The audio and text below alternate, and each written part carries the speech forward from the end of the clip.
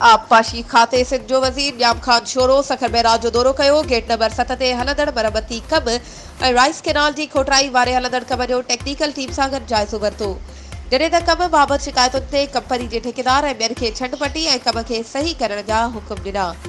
सूबाई वज़ीर न्याम खान शोरो इन ऑफिसरनि खां जारी कमनि बाबति ब्रीफिंग पिणु वठण खां पोइ सखर बैराज ते मीडिया सां ॻाल्हाईंदे चयो त सखर बैराज पाकिस्तान जी मईशत जी मज़बूती लाइ किरंगे जी हॾी वारी हैसियत रखे थी। सखर बैराज 76 लख एकड़ ज़मीन आबाद करे थी, जंहिंसां रोज़गार ऐं मुआशी मसइला हल थियनि था। इन जी सार संभाल लाइ सिंध हुकूमत ऐं वर्ल्ड बैंक जे सहकार सां कमु जारी आहे। हिन मंसूबे लाइ 74 बिलियन रुपया रखिया विया आहिनि।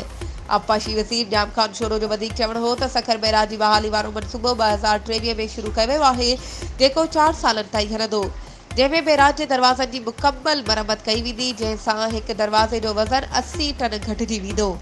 इन मौक़े ते सेक्रेटरी आबपाशी Zarif Iqbal Khero, chief engineer Sukkur barrage Sohail Ahmed Baloch, chief engineer Guddu barrage Mukhtar Ahmed Abro, superintendent engineer Syed Fayaz Shah, SDO Kanyaro Bashir Kalhoro, engineer Sukkur barrage Ali Shah, SDO Zahid Mughal, SDO regulation Sukkur barrage Amir Bakhsh Mahar, incharge control room Sukkur barrage Abdul Aziz Soomro ऐं ॿिया अमलदार पिणु मौजूद हुआ।